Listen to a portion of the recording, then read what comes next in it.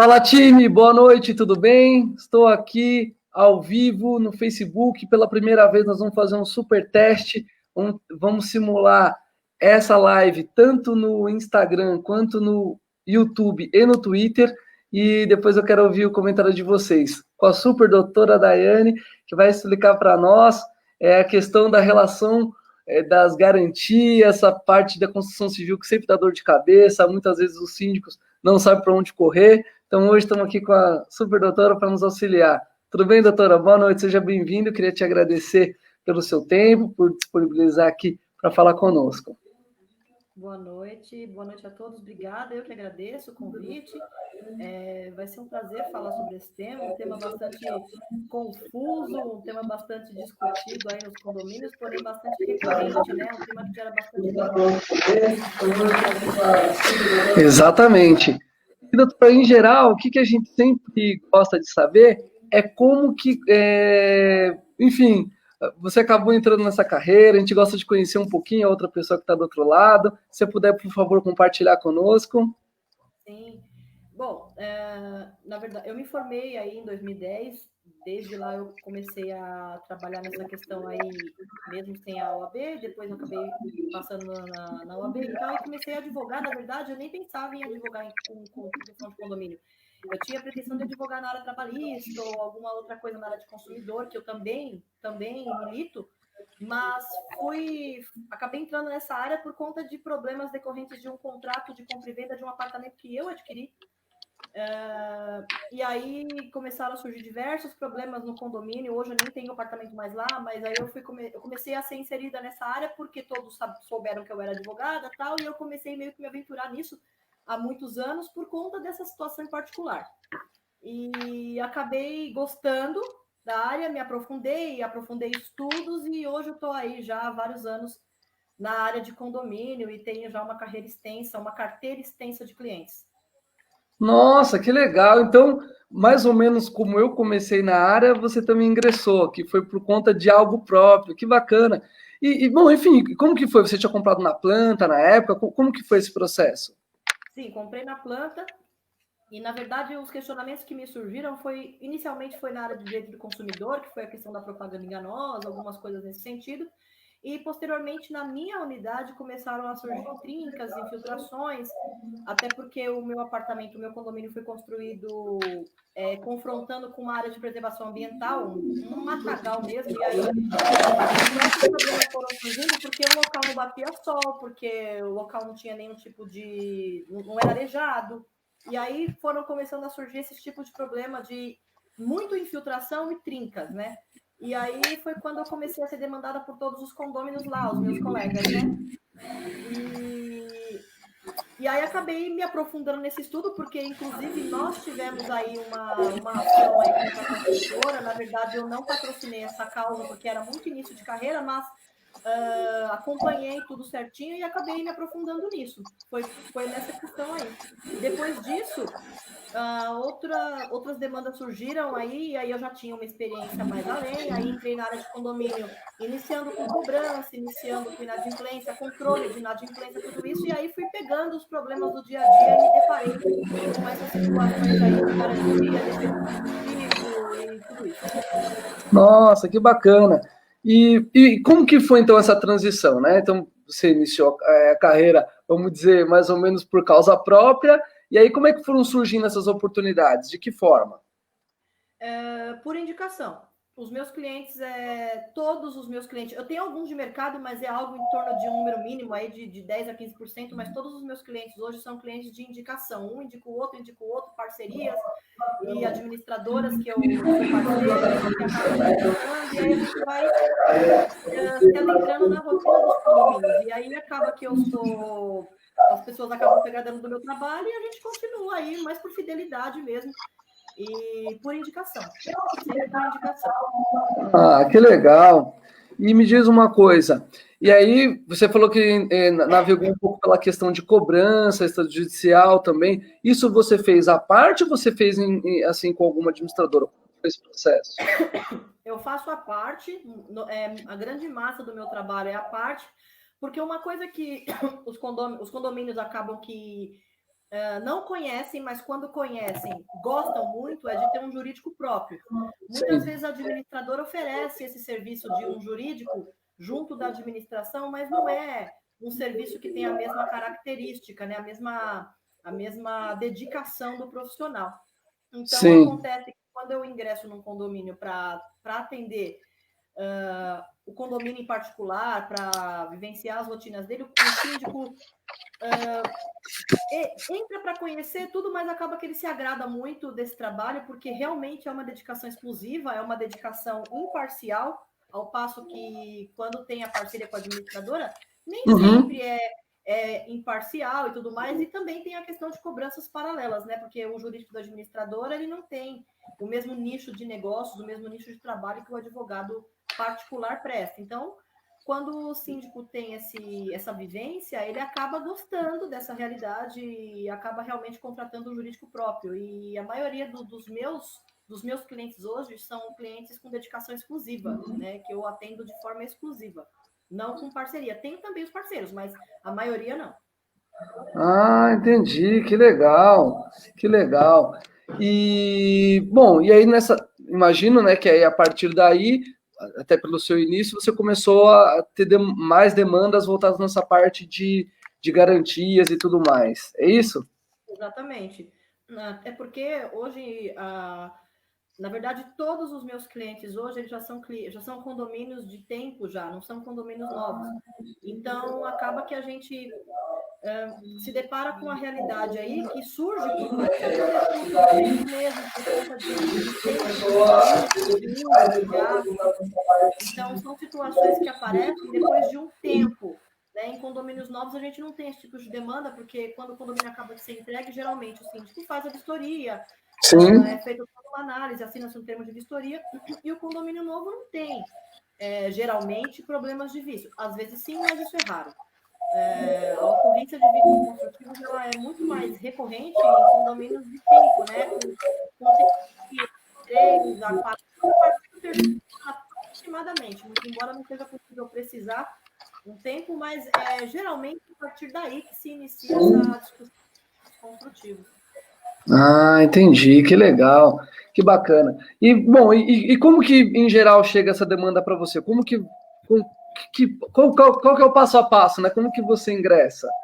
Geralmente mesmo é por reclamação de condômino, porque às vezes surge algum problema de fissura em algum apartamento, ou então até mesmo umidade, esse tipo de coisa, e o condômino questiona o síndico e o síndico me procura para a gente fazer uma análise sobre a ocorrência em si. E acaba que a gente descobre que existe aí uma probabilidade de vício construtivo.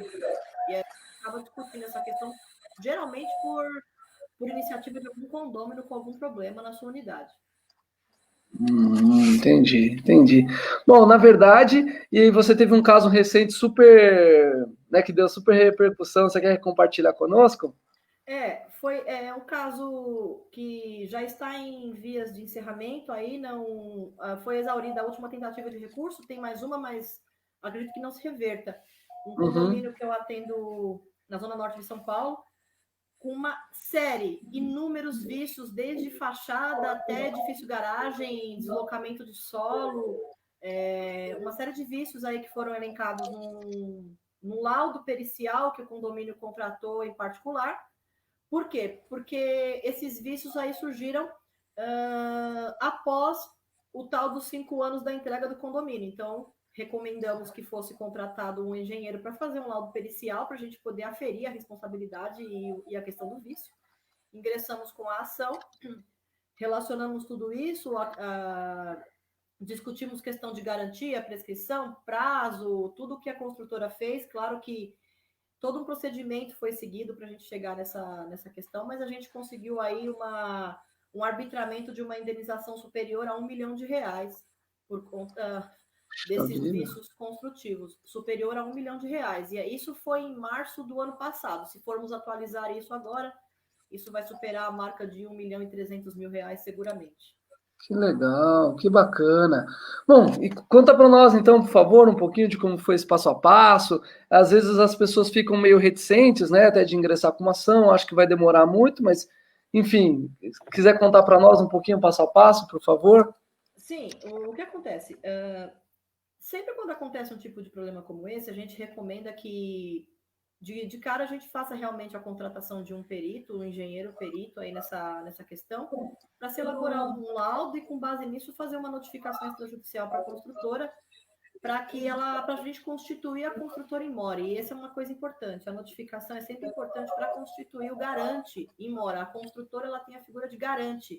Ela é a responsável por conta de qualquer vício construtivo decorrente da falha na execução da obra, qualquer que seja ela. Então, na figura de garante, ela se torna responsável. Para constituir in more, a notificação extrajudicial é importante.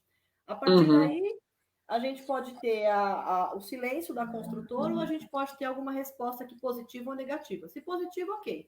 Se negativo ou no silêncio, a gente demanda aí a ação na justiça com base na articulação do direito que envolve a garantia em si e do vício constatado perante aí, de acordo com o laudo pericial. A gente articula essa ação, e é claro, não é uma ação simples, porque ainda que a gente junte aí uma prova unilateral, que é a prova produzida pelo condomínio, que consiste no laudo pericial, ainda assim, ela é uma ação onerosa, porque o juiz geralmente designa uma perícia judicial para fazer a aferição desses vícios, e isso daí é algo demorado, porque às vezes o condomínio, como é o caso desse caso aqui que eu tive, o condomínio não tinha o dinheiro para pagar de uma vez esse laudo, parcelou-se. O perito só inicia o trabalho depois que termina o parcelamento dos honorários. Depois disso, tem prazo para as partes se manifestar. Aliado ao tempo que o Poder Judiciário às vezes demora, essa foi uma ação que nós demoramos 4 anos para chegar ao término dela. Nossa! Tá? 4 anos. E aí, nesse meio tempo, pode ser que aconteça alguma coisa que requeira uma ação imediata do condomínio. Algum conserto que realmente, se não for feito, prejudique, inclusive, a segurança dos condôminos, né? Aí a gente realmente tem que consertar e trazer isso para o processo. Tudo isso é averiguado no curso de uma ação. Então, é sim uma ação demorada, é uma ação onerosa, porém, se for articulado corretamente aí a questão do laudo pericial, por isso que ele é muito importante, porque se o laudo pericial, porventura, entender ou aferir que não tem alguma responsabilidade por vício construtivo da construtora, aí é um risco, é uma ação temerária. Porém, se a gente tem um laudo baseado num argumento técnico que afira essa responsabilidade, a gente tem grandes possibilidades de sucesso nessa demanda, como foi o caso dessa. Então, teve um percurso grande para percorrer aí no que tange a laudo pericial, a custas, a ingresso com a demanda, resposta, sobretudo como é o caso a construtora que eu estou falando aqui, eu não vou citar o nome, mas é uma construtora que tem processo de recuperação judicial. Também é algo que prejudica aí o andamento, né? Mas prejudica sim, não é que não vai dar certo, mas acaba dando uma demora maior do que a que se espera, porque a construtora tem que querer contribuir com a judicial, tem uma série de discussões. Mas o fato é que a gente tem que observar alguns critérios para que tenha esse sucesso nessa demanda, tá? E aí, esses critérios são aí bastante importantes, que é as obrigações legais no tempo correto, porque o condomínio, geralmente quando o condomínio entrega,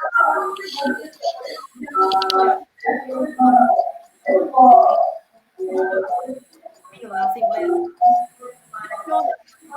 e ali vai estar feridas as responsabilidades públicas. E isso é muito importante que seja cumprido para que o condomínio venha a ter sucesso numa demanda como essa. Né? Se o condomínio não tiver em dia com as obrigações, salvo se for um defeito que nada se relacione com essas obrigações, o condomínio pode ter um problema de perda de uma ação porque não cumpriu com as suas obrigações de manutenção periódica. Então, isso é uma coisa que tem que ser observada com bastante critério, com bastante cuidado também. Tá? Mas cumprindo essas obrigações todas, a gente vai ter aí grandes chances de êxito, sim, como foi o caso nosso, assim. Não teve nenhum percalço, inclusive em todas as instâncias, em primeira e segunda instância, a gente teve êxito aí indiscutível, não teve nenhum problema aí de desembargador, um desembargador votar contra ou não ser unanimidade. Mesmo em recurso, não teve reversão por unanimidade. Então, foi muito bem embasado.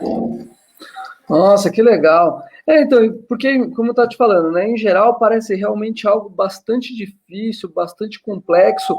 O que você, como que foi esse processo? Quais foram as coisas que você juntou? Que elementos? O que o condomínio tem que fazer, né, para poder conseguir ingressar com essa ação? Então, de início, como eu falei, o condomínio tem que realmente observar o cumprimento das obrigações previstas no manual do síndico, que é o manual do condomínio, e no memorial de incorporação. E essa é a grandíssima premissa para a gente ter uma ação aí bem sucedida. Mas, constatou-se o vício, é aquela história, a gente notifica a construtora. Geralmente, a resposta da construtora é: passou da garantia. Não está mais coberto esse item porque passou da garantia. E aí que as pessoas fazem a grande confusão. Porque a gente tem na legislação o artigo 618 do Código Civil que fala da questão da garantia, que é justamente a responsabilidade da construtora naqueles 5 anos, que é o que tanto se diz, 5 anos a responsabilidade. Porém, esse prazo, ele é de garantia. O que significa isso? Prazo de garantia é aquele prazo que eu tenho que a construtora, ao ser demandada sobre algum problema, ela tem que arrumar. Não cabe prova, não cabe discussão, não cabe nada. Está dentro dos 5 anos, tem que arrumar. Isso é prazo de garantia. A partir daí, a gente tem a questão do prazo prescricional para indenização decorrente de danos, que aí é aquele prazo que as pessoas não conhecem. Eu tenho quanto tempo depois para ingressar com uma ação? Mas eu tenho que ingressar dentro dos 5 anos iniciais? Não. Se eu localizar o vício dentro daqueles 5 anos, eu tenho, depois dos 5 anos, mais um prazo de X tempo para ingressar com uma ação. Pelo Código Civil, são 10 anos, né? A gente tinha uma súmula do STJ antiga, a 194, que determinava o prazo de 20 anos, mas aí veio o Código Civil em 2002 e fez uma releitura desse prazo. Hoje em dia, o prazo praticado tem sido de 10 anos para ingressar com uma ação em face da construtora por conta de vício construtivo. Então, esse prazo ele foi revisto, tá? E aí a gente tem realmente esse prazo para ingressar. Isso quando é um vício... mas e se o vício acontecer depois dos 5 anos? Olha, a gente tem que analisar. Por quê? Se é um vício oculto, chamado vício redditório, vício que ele manifestar a partir de um tempo por conta de alguma situação específica. Ele vai se manifestar, não de cara. E aí o meu prazo prescricional, ele passa a ter um outro marco inicial, que é o marco inicial dele passa a ser o conhecimento da existência do dano. E eu vou aferir esse marco inicial no laudo, que é ali que vai me dizer se realmente o meu problema ele é decorrente de um vício construtivo, é falta de manutenção, enfim. Se ficar ali delineado que é vício construtivo, do conhecimento do dano é que se inicia a contagem desse prazo. E aí que as pessoas fazem muita confusão. Não é porque deu 5 anos da entrega do condomínio que você perdeu qualquer chance de discutir vício construtivo. E isso é justamente o que acontece na maioria dos meus casos que eu atuo. É justamente isso. Entendi. Não, realmente esse ponto realmente dá bastante discussão e dúvida. Então, na verdade, quando chega ao 5º ano, o que representa, né? Quando o condomínio chega ao 5º ano de vida, para a gente conseguir trocar em miúdos? Quando o condomínio chega no seu 5º ano de vida, basicamente a gente entende que o que tinha que acontecer já aconteceu, né? Muito embora a gente vá deduzir esse tipo de afirmação com base na vida útil do produto. Um imóvel, um condomínio, ele tem uma vida útil muito longa. Porém, tem situações que só vão surgir após algum acontecimento específico. Por exemplo, um condomínio que é feito embaixo de... um lençol freático, alguma coisa assim, que gere umidade no solo. Isso daí vai surgir depois de muito mais tempo que os 5 anos, que vai surgir infiltração, geralmente pelas torres, pelos apartamentos de térreo. Sim. Né? Então, isso daí, ele é muito relativo. Esses 5 anos, ele não vai aferir o fim. Deu 5 anos e 1 hora, não dá mais para fazer nada. Não é assim. Ele é aferido com base na vida útil, com base em situações específicas que vão ser a mola propulsora de um problema, como esse que eu acabei de exemplificar. Qual que é a mola propulsora de um problema como esse? Inclusive, eu estou com um problema desse num condomínio. Um condomínio construído sobre um lençol freático, que a síndica lavou as torres e aí surgiu um problema de infiltração proveniente do solo. Entendeu? Então, qual que foi a mola propulsora? Não foi a causa. A lavagem das torres não foi a causa, até porque essa obrigação é prevista na lei municipal, né? Mas ela foi a mola propulsora. Se a síndica nunca cumprisse essa obrigação, isso não ia acontecer. Então, ela tem que cumprir isso e, com base nessa obrigação que ela cumpriu, descobriu-se um problema aí que está sendo verificado aí pela perícia de engenharia. Que Então, interessante. não dá para a gente determinar que 5 anos é o fim de tudo, acabou. Tudo agora é problema do condomínio. É muito relativo. Entendi. E se você citou engenharia, queria até te perguntar isso. O que você precisou fazer alguma parte de engenharia nesse sentido para poder atuar, Eu em nessa si parte? fazer algum estudo na área de engenharia? Isso você precisou de alguma forma? Não, porque se precisasse eu ia morrer de fome, eu detesto. Eu Ótimo. detesto.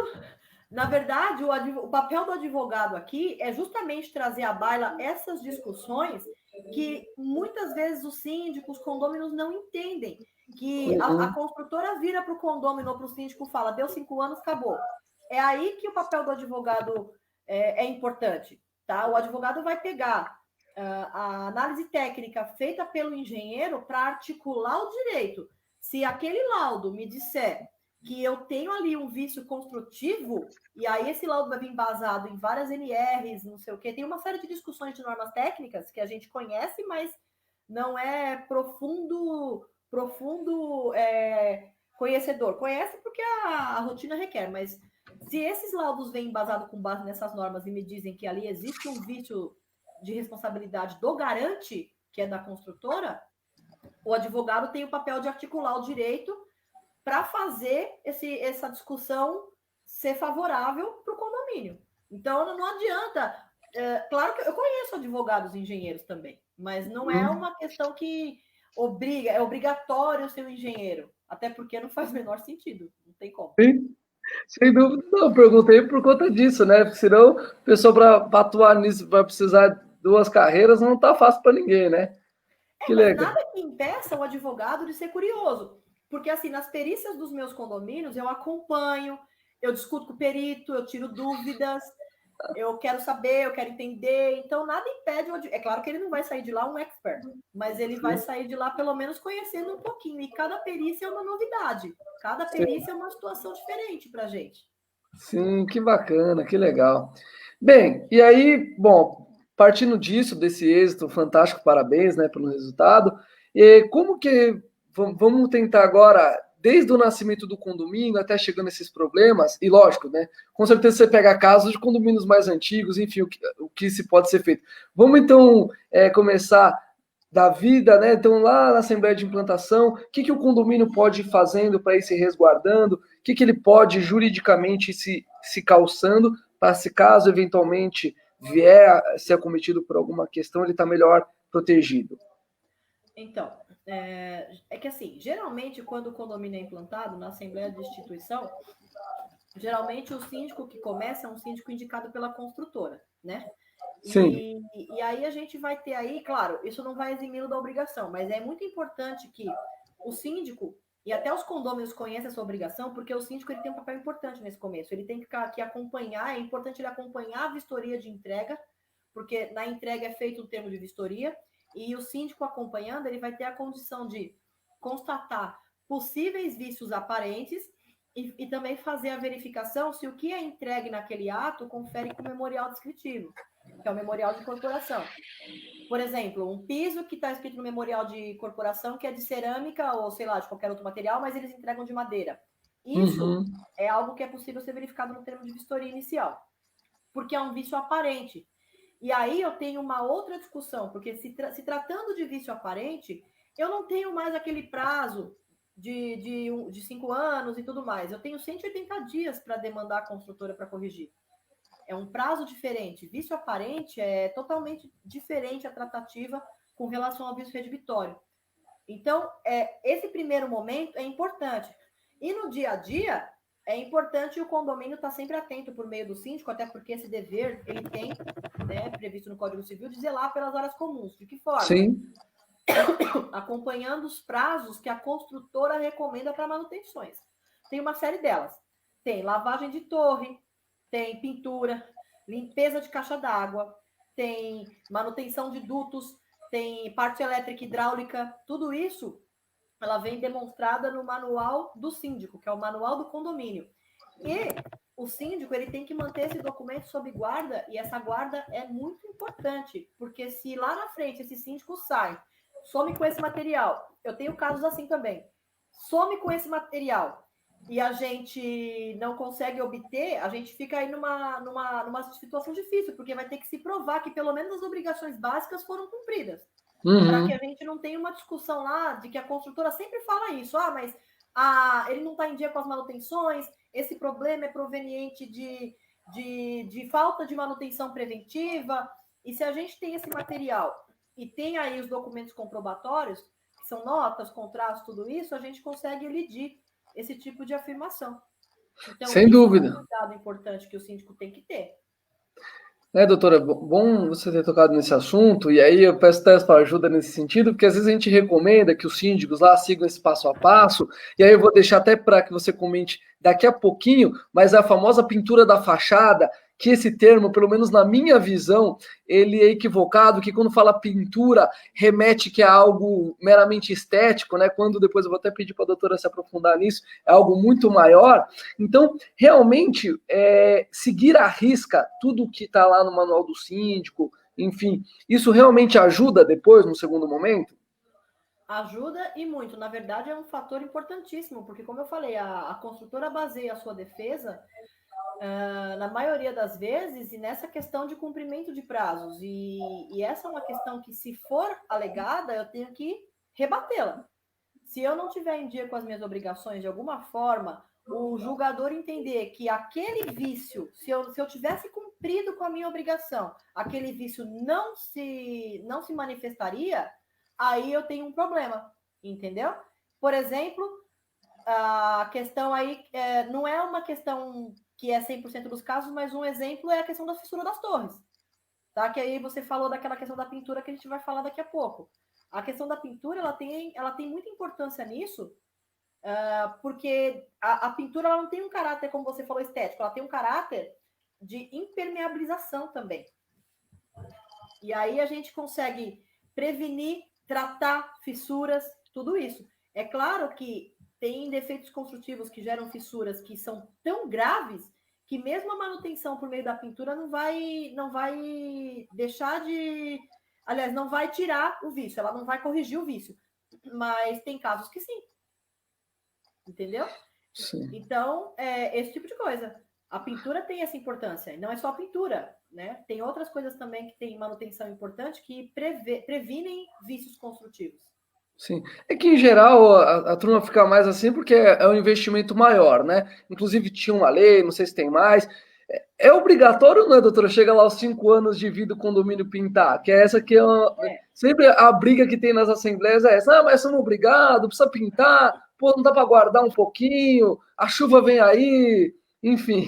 Não, é obrigatório. Tem uma lei municipal que fala isso. No município de São Paulo, eu estou falando, tá? Claro. Porque essa obrigação ela é proveniente de lei municipal. No município de São Paulo, é obrigatória, sim, a pintura ou lavagem das torres a cada 5 anos. E é claro que é uma questão aí de difícil fiscalização. Geralmente não se fiscaliza esse tipo de coisa. Mas se for objeto de uma denúncia e você não tiver como comprovar que cumpriu com essa obrigação, você pode sim sofrer uma penalidade prevista na própria legislação. E também, num litígio com a construtora, fatalmente perder por conta dessa ausência, né? Aí depende, porque Tá. como eu falei, nem sempre a pintura da torre ela vai deixar, ou melhor, ela vai corrigir aquele problema da fissura, ou seja, não é, né? Porque a fissura ela existiria independente da questão da pintura, ela é um problema muito mais grave do que uma simples pintura, né? Até porque o condomínio é entregue pintado, né? Sim. Se eu estiver considerando ali que eu tenho um limite de 5 anos da data da entrega do condomínio para cumprir com essa obrigação, e eu tiver uma fissura que surgiu com o 3º ano de entrega, eu não tenho liame subjetivo entre uma coisa e outra. Sim. Então, não seria esse o caso. Como, de fato, nesse caso que a gente teve êxito, não foi o caso. Uhum. O condomínio estava fora dessa obrigação, ele não cumpriu com essa obrigação de pintura. Ele está cumprindo agora, nesses dias atuais, ele está cumprindo com essa obrigação, mas ficou-se verificado no laudo pericial, tanto do perito particular quanto do perito do juízo, que aquela fissura não teve como causa o descumprimento de uma obrigação, e sim o vício construtivo propriamente dito, que é um defeito eu estou até com a sentença aqui, mas defeito de... eu estou com a sentença porque eu imaginei que essa fosse uma pergunta, e é um processo super extenso, eu não sei tudo de cabeça. Claro, por favor. Né? Mas aqui, ó, o próprio juízo coloca que tem movimentos de dilatação e contração, que por conta da qualidade dos materiais utilizados, não se pode coibir o aparecimento das fissuras, porque o movimento de dilatação e contração é um movimento que acontece, mas a qualidade do material utilizado, ela pode fazer com que esse vício surja ou não. Entendi, que interessante. Entendeu? E foi com base nesse caso específico da fachada, ainda que o condomínio esteja, e de fato estava, fora do cumprimento da sua obrigação, não foi um fator impeditivo para o nosso êxito. Olha, bacana, bem observado isso. E outras coisas, doutor, que costumam também dar bastante dor de cabeça, pelo menos nos casos que chegaram até mim, falando aí de condomínio residencial principalmente, é quadra que às vezes fica lá ao sol, isso costuma, né, às vezes rachar lá, às vezes um estacionamento, churrasqueira muitas vezes com vazamento, ou a turma lá da cobertura também com infiltração.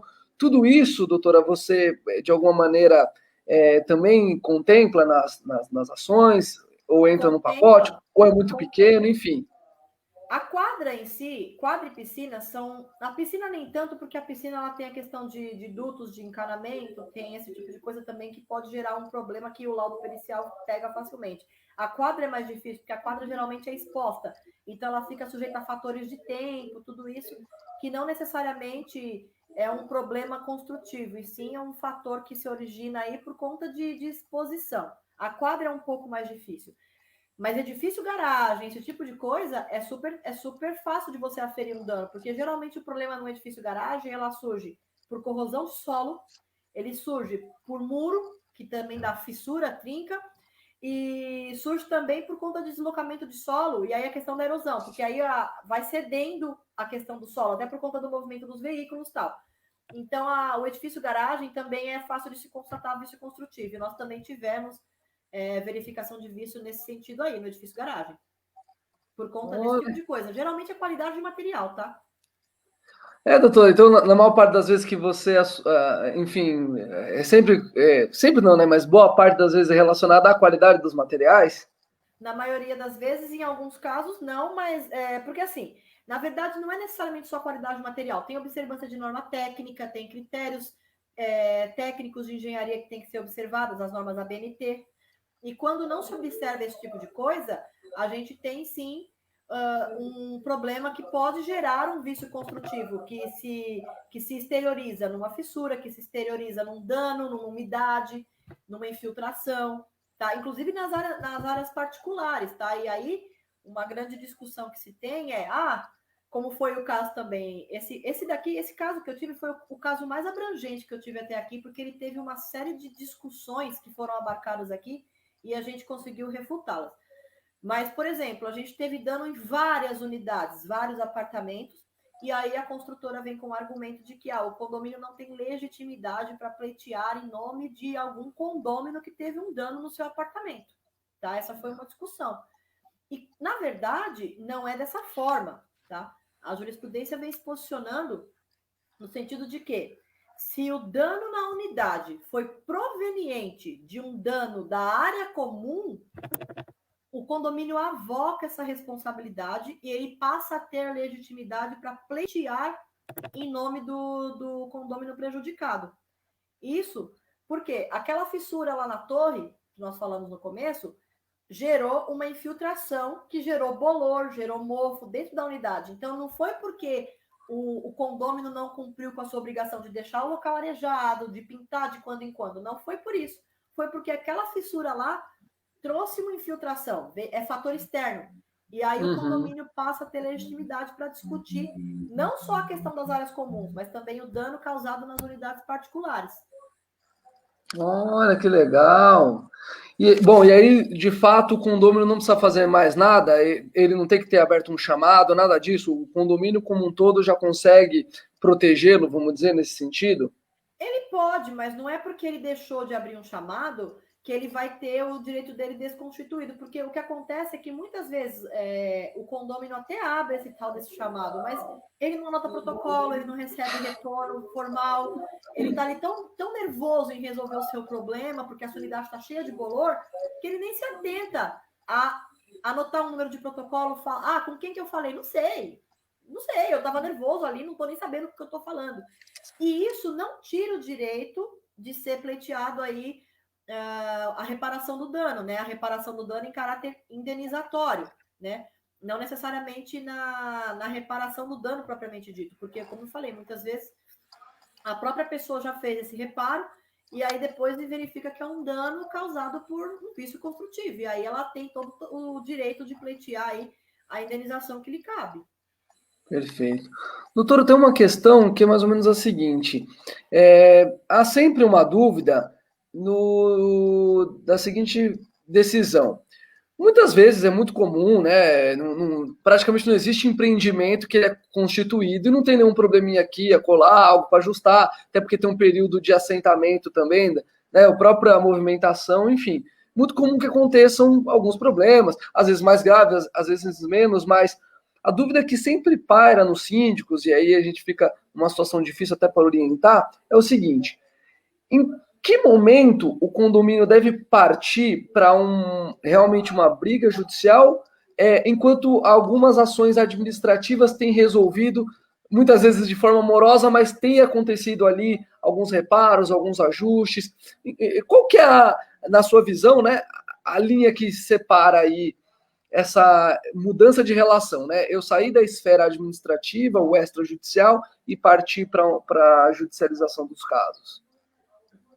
Geralmente é quando a gente notifica a construtora para constituí-los em mora e a gente não tem resposta ou tem resposta negativa, que é o que Tá. acontece muito, a gente receber uma contra-notificação com a negativa da construtora. E a justificativa é sempre, invariavelmente, perda de garantia.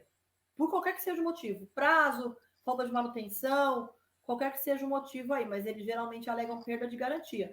E aí não tem jeito. Não dá para a gente ficar esperando o condomínio cair, como aconteceu lá em Fortaleza, que as pilastras estavam todas lá, a mostra lá. A síndica até faleceu no acidente, coitada, mas ela fez, não teve jeito, foi correr atrás, quando correu atrás o condomínio ruiu. Não dá para ficar esperando isso acontecer. Sim. Então, é claro que a gente vai demandar uma ação e aquele caso, aquele vício que for mais grave, que realmente comprometa a solidez, a segurança dos condôminos ali, a solidez da construção, ele tem que ser resolvido de plano. Não dá para esperar o processo correr. E aí a gente vai agregando informações nesse processo para que a gente dê ciência ao Poder Judiciário da necessidade, da urgência, ou então, quando o condomínio não tem recurso financeiro para isso, a gente demonstra o problema e requer uma liminar para uma providência imediata, né? Dependendo do caso, da gravidade do problema, dá para articular o processo com um pedido de liminar, né? E geralmente quando o problema é muito visível, muito notório, o Poder Judiciário ele acata esse pedido. Eu ia entrar numa questão similar a essa, então acaba sendo um complemento. Em que momento o condomínio pode, porque uma orientação geral que se tem é mais ou menos o seguinte: quebrou, não mexe. Se é uma construtora, senão depois vai dizer que você que atrapalhou e perdeu a garantia. Enfim, isso é uma orientação geral que se dá. Qual que é a sua visão, doutora, a respeito de um reparo, como a doutora citou, né? Às vezes é algo muito aparente, muito visível, causando algum tipo de dano, risco ali, e aí o condomínio vai lá e, enfim, toma as providências que tem que tomar. Enfim, como que fica o condomínio nessas circunstâncias? Bom, é claro que o síndico ele tem o dever de zelar ali pela segurança, né, pela solidez, até pela integridade física ali dos condôminos, né, enquanto público, né, ali daquele condomínio. E se o problema ele for realmente muito grave, muito visível, muito notório, não tem o que fazer. Ele vai ter que realmente contratar um profissional, solicitar um documento, um laudo com a especificação de todo o serviço que foi feito, para que se futuramente a gente, né, verifique aí mais vícios, ou até mesmo só esse, ingresse com uma ação de reparação de danos aí, né, de caráter indenizatório dentro daquele prazo decenal que o Código Civil prevê. E a gente pode tomar essa providência. É claro que se não for um problema tão grave, a recomendação é que de fato não mexa, né? Que se documente de alguma forma, fotografe, elenque esses problemas todos. E aí a fotografia ela é muito boa ela é muito oportuna para poder documentar esse tipo de problema. E se for realmente necessário, não tiver jeito, fotografa isso, pede documento do profissional que for contratado, contrato, nota fiscal, tudo isso para comprovar que não tinha jeito, era uma ação imediata que tinha que ser tomada. Né? Mas, de fato, como você disse, na possibilidade de não mexer, é melhor. Ok. Se não tiver jeito... Aí não teve mesmo, mas é importante ficar claro, então, que se for possível aguardar na sua recomendação, na sua ideia, é melhor que se aguarde, então, não se mexa. É melhor, porém não é um fator que vai te impedir de pleitear um direito lá na frente, tá? Não é uma coisa que vai falar assim, olha, só porque você arrumou aqui, você não vai poder fazer nunca mais nada. Desde que você documente tudo aquilo, que você tenha a probabilidade de comprovar tudo que foi colocado ali, tudo que foi feito de trabalho, de serviço, aí você tem condição de pleitear depois. Ah, que legal. Ó, Priscila elogiando aí super o seu trabalho, ó, que bacana. É minha cliente. Entendi. Não, porque realmente isso aí acaba sempre gerando muita discussão, porque sabe que se em geral condômino, a ansiedade paira, né, no condômino, aquele anseio de que está tudo resolvido ali, mas em geral realmente aguardar um pouquinho, por mais moroso ali que seja o processo junto à construtora, isso num segundo momento vai ser mais prazeroso. Agora, com relação a, vamos dizer assim, questões que não são exatamente falhas construtivas. Vou te dar um exemplo prático, aí eu vou ver a sua opinião a respeito. Eu cuidava de um condomínio ali na região da Lapa, em São Paulo, para quem não conhece a Lapa, região norte ali, norte-oeste, e tinha lá a churrasqueira e o banheiro mais próximo a essa churrasqueira ficava quase 1 quilômetro de distância. E aí, na época, houve muita discussão com a construtora, mas ela, de forma deliberada, não chegou até ação, ela ofereceu para o condomínio um valor que na época ficou, vamos dizer, coisa de 50 mil reais, a construção desse banheiro e tal, e chegaram nesse entendimento. Na sua visão, isso é algo que possa ser pleiteado realmente? Uma falha como essa? Uma ausência no projeto, algo nesse sentido? Foi bastante peculiar esse caso. A solução foi, vamos dizer, administrativa, não precisou ingressar com nenhum tipo de ação. A construtora entendeu que, de fato, acabou fazendo um produto. Poxa, imagina 1 quilômetro de distância do banheiro em relação à churrasqueira, era algo bastante desconfortável ali para os condôminos. Então ela, enfim, ela não colocou a mão na massa, né? Ela não foi lá e construiu, mas ela financiou, vamos dizer assim, uma parte significativa desse banheiro. Qual que é a sua visão a esse respeito e situações análogas?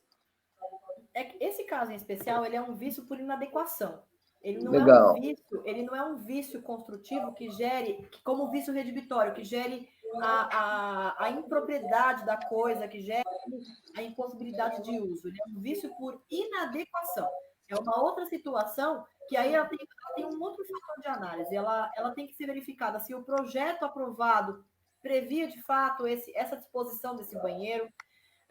Tem que ver na propaganda que foi passada para os consumidores se isso daí foi demonstrado, se foi aceito no memorial descritivo lá, quando as pessoas recebem o memorial descritivo, se isso foi acertado, porque essa daí me parece, claro, tem um vício por inadequação, mas também tem uma questão que pode ser vista sob a ótica do direito do consumidor também, né? Que é a questão justamente daquilo que foi proposto ao que foi versus aquilo que foi entregue. Então, assim, quando tem esse tipo de coisa de vício por inadequação, observados essas questões aí do memorial descritivo, tudo isso, entendo que a indenização que vem a suprir essa deficiência, ela é bem-vinda assim. Até porque a gente tem que fazer uma verificação aí de custo de obra, custo de projeto, porque se eu entreguei um projeto, se eu tive um projeto aprovado na prefeitura, com a concessão de AVCB e tudo isso, eu tenho que adequar esse projeto junto à prefeitura, eu tenho que fazer a modificação disso aí e fazer a aprovação junto à prefeitura para verificar se aprova ou não, qual que é a providência. Então, se a gente consegue abarcar esse cálculo todo e a gente consegue converter isso numa indenização, isso é muito oportuno, porque evita gasto com perito, evita gasto com advogado. Então, se a providência ela foi oportuna analisando esses critérios, eu acho que é bem-vindo, sim. Uhum. Mas na sua visão, vamos supor que, na pior das hipóteses, a construtora, como eu te disse, né, não foi fácil, né, contando aqui parece muito fácil, mas depois de muitas discussões, a construtora se dispôs, né, a fazer essa contrapartida financeira, e então a solução ali acabou sendo administrativa. Mas na sua visão, caso ela realmente se recusasse a fazer, a doutora acredita que o condomínio teria uma chance razoável junto aos autos? A gente sabe que é muito difícil prever algo nesse sentido, mas se eu tivesse te levando, né, te trazendo esse caso, o que você me recomendaria? Se houvesse uma recusa, eu acredito que teria chance de êxito, sim, por conta desse vício por inadequação. Não me parece absolutamente razoável que eu tenha uma churrasqueira e 1 quilômetro para frente eu tenho um banheiro. Se o coitado do convidado comeu alguma coisa, não caiu bem na hora, eu vou ter um problema imenso, um vexame enorme. Então, essa é justamente a questão que trata o vício por inadequação. Então, eu entendo, tanto é possível que isso tivesse êxito numa demanda judicial, que a construtora não faz nada sem achar que pode se ferrar lá na frente. Construtora não faz. Então, tanto ela viu que poderia ter um problema que ela se dispôs a ajustar. Então, eu nunca vou afirmar para ninguém que me perguntar, eu ganho essa causa? Isso é absurdo, isso é desonesto de qualquer advogado que fale. Parabéns. Mas a gente consegue, né? A gente consegue avaliar, mediante as situações de experiência que a gente passa, que tem probabilidade ou não. E essa é uma situação que me parece que a probabilidade de êxito seria, sim, muito grande, por conta desse termo jurídico que é o vício por inadequação do produto. Uhum. Doutora, ainda nessa linha, né, da relação do condomínio com a construtora, eu tenho um outro caso similar, mas de um condomínio comercial, e agora é uma questão que vai envolver a renovação do AVCB, só para você entender. Então, condomínio comercial são só 3 anos que vale o AVCB, então o condomínio foi construído há mais ou menos 3, então está próximo à renovação do AVCB, e tem alguns probleminhas justamente na parte da pressurização lá das escadas, que não está funcionando de forma adequada, e aí quando o técnico foi lá para fazer a vistoria, identificou-se que era algo antigo, ou seja, era algo da construção. E aí até aquele questionamento, poxa, mas como que a AVCB saiu? A gente sabe que aquele primeiro AVCB, ele é mais simples mesmo, porque não está sendo utilizado, então sabe-se que muitas vezes algumas questões acabam passando. Bom, o fato é que desde antes da pandemia, pelo menos uns 2 meses antes da pandemia, estavam entrando em contato com a construtora para que ela fizesse esses reparos, esses ajustes, e aí, sem resposta. Recentemente, a construtora respondeu assim, somente por e-mail: olha, façam o que tem que ser feito e nos passem o que foi gasto, que será avaliado. E aí, com razão, o síndico está reticente de fazer isso. Eu também não recomendei que siga dessa forma, porque se ela diz que vai avaliar, ela não está dizendo que vai financiar, né? Ela vai avaliar, e depois que já gastou, a gente sabe que é muito mais difícil. Como que a doutora vê uma situação similar a essa? O que você acha que pode ser feito? A questão é que se você não fizer isso, você vai ficar irregular com o seu AVCB, tá? Uhum. Porque a sua empresa de assessoria técnica certamente já falou que esse vai ser um óbice para você conseguir renovar esse AVCB.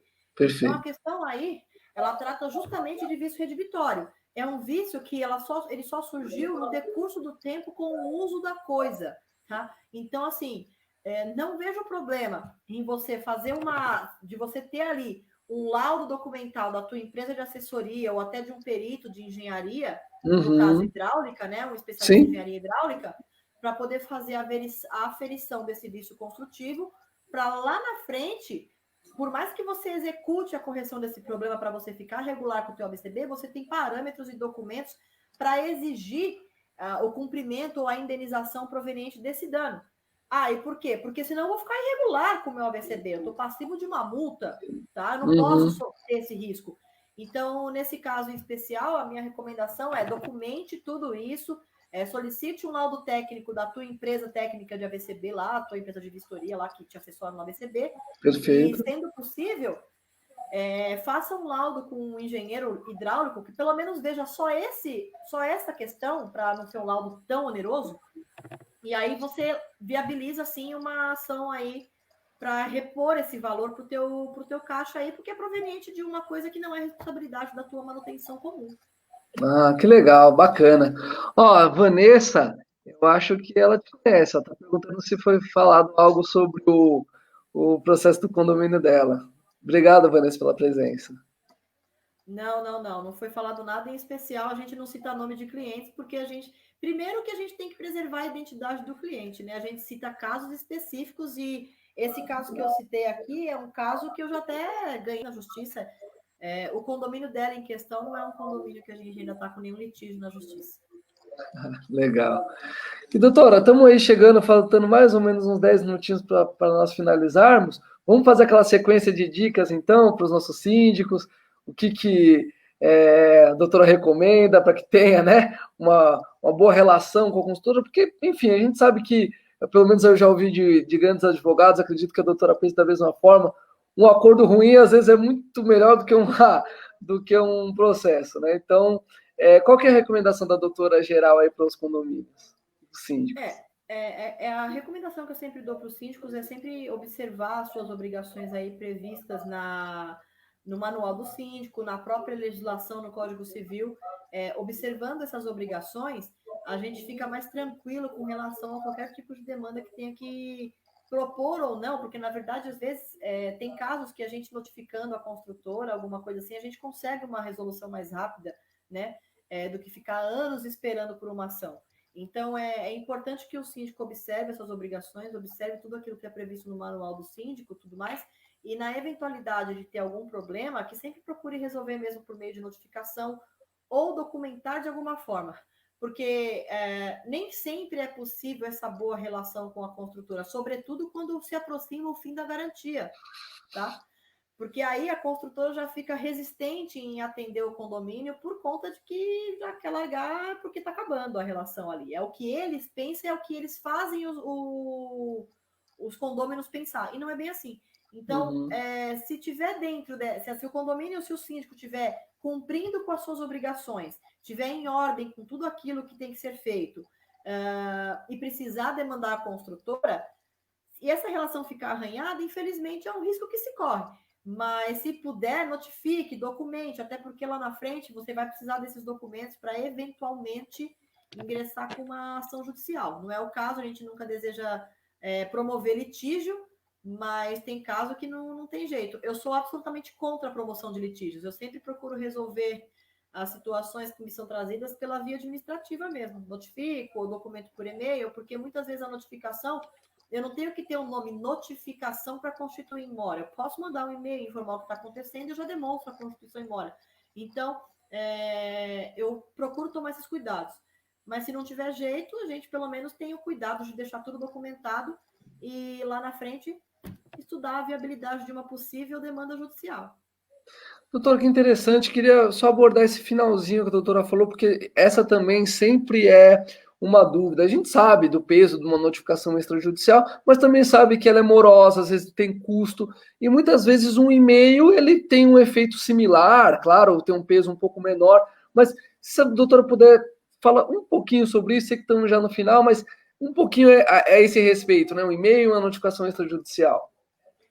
Olha só, o que significa. Qual que é o papel da notificação extrajudicial? O papel dela é constituir o devedor em mora. Constituir em mora é dar ciência de uma obrigação que ele descumpriu e que ele tem que cumprir. Tá? Então, eu não preciso ter um nomezinho notificação extrajudicial para dar ciência de uma obrigação que o devedor tem. Se eu Uhum, mandar um e-mail para o cara, por exemplo, você está me devendo R$ 100, você sabe que está me devendo, mas eu não uhum, vou te notificar, a notificação extrajudicial. Ô, Jonatas, me paga os meus R$ 100 aí que eu estou precisando. Eu já estou te dando ciência de que você tem que me pagar. É mais ou menos uhum. isso.